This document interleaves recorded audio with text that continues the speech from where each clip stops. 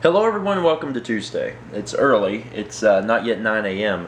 and it's going to be an interesting day. We have to take my car over to a mechanic because I never talked about it, but on the way back from Charlotte my car was giving me some serious issues. The battery light would come on for just a split second and the car would chug. It'd be like Dgiblergh. So that's kind of bad, and we need to make sure that whatever's going on is going to be fixed. So we're going to take it to a mechanic today and explain it, and hopefully we can figure it out.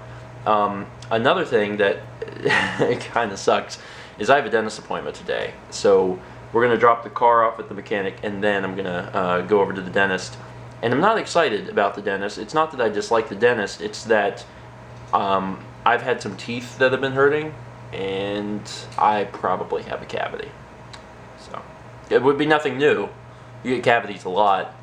I should really take better care of my teeth, but I don't. So we're going to start by taking the car over there and have the mechanic look at it. And I'm hoping that by the time I'm done at the dentist, or at least later tonight, today, we'll have an answer on what is wrong with the car. Because I was actually worried that we wouldn't make it home from Charlotte because the car was doing it so crazily.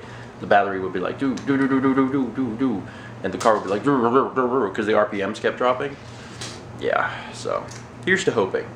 Good news! I don't have any cavities. I was actually kind of surprised because I've been having some pain up here, but it's not a cavity, so that's a relief. I hadn't fed the cats before I left, so they are enjoying some grub. Turned the car over to the mechanic. I don't know what's wrong, and he's looking at it now, but hopefully I will know later tonight.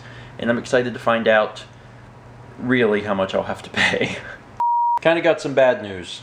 Well, maybe. I don't actually know if it's bad news, but it could be bad news. Got a call from the mechanic, and he said that weird stuff was going on, and he asked if he could keep the car another day. And I was like, okay, sure. I mean, we're using my mom's car right now, so Mal can go to work, and I was like, I mean, we can do that. So we're going to wait until tomorrow, and hopefully we'll know what it is tomorrow. It worries me a little bit, because, I mean, there's weird stuff happening to your car. It's not like a set thing. This is the problem. So I guess we'll know tomorrow. And I guess we'll get a price tomorrow, which worries me a little bit, but gotta fix the problems. I mean, it's just the way it is. The car now has, I think, 112,000 miles on it, and I mean, I love that car to death. I love the Escape. I know some people, are not Ford fans, but I would say that I'm a Ford fan just because my family has always owned Fords, and they rarely give you any trouble. Us, at least. I see people post on the internet all the time about the trouble they have with their cars, but we rarely have any trouble. And I mean, this car does have 112,000 miles on it. It's also unfortunate that the Escape that I have has these weird electrical problems, which apparently all stem from the intake valve thing that needs cleaned every once in a while. But I like the car. And if something ever happened to our Escape, I would go for another Escape, because that's how much I have enjoyed this car. I'm also, I know that the Escape isn't like a full-size SUV. It's kind of like a car and an SUV had a baby, but I really like the size of it. It's weird driving a car again, because I've driven my mom's car, and it feels so strange now that I've spent my life driving this Escape. Whenever I was growing up, I learned how to drive in the Taurus, my mom's Ford Taurus, and it felt fine. But after getting used to sitting up a little higher in the Escape, it feels so weird getting into a car, because you feel like it feels like your butt is scraping the ground as you drive. I don't know if anyone else feels like that, but that's the way it is for me getting into a car now. And I've ridden with people that drive in vans or big trucks, and you're even higher up in the air, and I'm sure that it's the same way for them.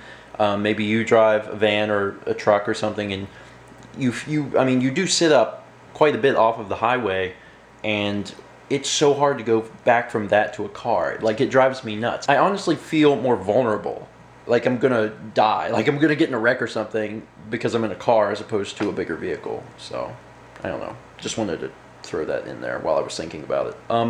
that's actually going to be it for today. I really wanted to find out how much it was going to cost me for this car, but I guess we'll know tomorrow, so stay tuned. And we'll know how big of a bite this is going to take out of my wallet. Thank you so much for watching, and as always, let's meet back tomorrow, shall we?